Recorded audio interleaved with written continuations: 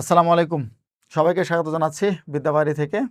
আমাদের নিয়মিত আয়োজন জব সার্কুলারগুলো নিয়ে আপনাদের সামনে এসেছি। আজকে গুরুত্বপূর্ণ কয়েকটা পোস্ট নিয়ে গাইবান্ধা জেলার জন্য এসেছি। অর্থাৎ শুধুমাত্র গাইবান্ধা জেলার যারা আছেন তারা এই জবের পোস্টে আবেদন করতে পারবেন জেলা প্রশাসকের কার্যালয়ে।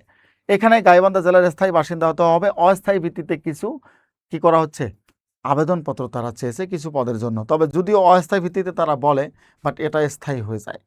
কি হয়ে যায়? এটা স্থায়ী হয়ে যায়। সো সেক্ষেত্রে আমরা দেখব যে অফিস সহায়ক পদে 64টা পদের জন্য আপনাদের এখানে আবেদন চাওয়া হয়েছে। এই 20তম গ্রেড এবং নিরাপত্তা প্রহরী 2টা এই পদে আবেদন চাওয়া হয়েছে।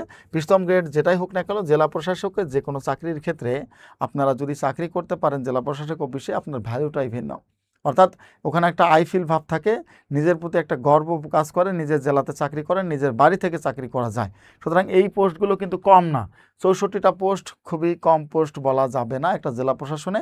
64টা পোস্ট অনেকগুলো পোস্ট।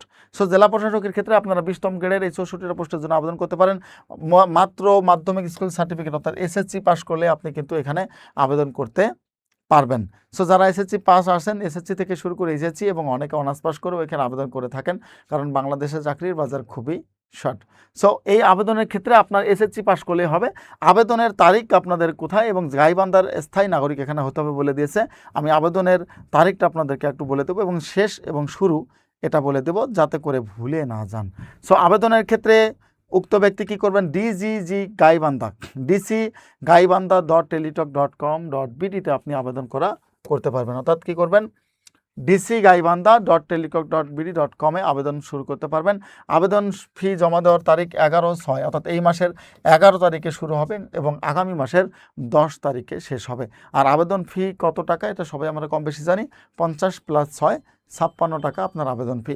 অর্থাৎ এই অফিস সহায়ক পদে আপনি 56 টাকা দিয়ে গাইবান্ধা জেলায় 56টি মোট, অর্থাৎ গাইবান্ধা জেলায় প্রায় অনেকগুলো 64টা পোস্টে আপনি আবেদন করতে পারবেন। সো সময় দেরি না করে তারিখ অনুযায়ী আবেদন করে ফেলেন। জেলা পরিষদের চাকরি অনেক বেশি ভ্যালুয়েবল। সবার জন্য শুভকামনা। আজকের মতো বিদায় নিচ্ছি। আল্লাহ হাফেজ।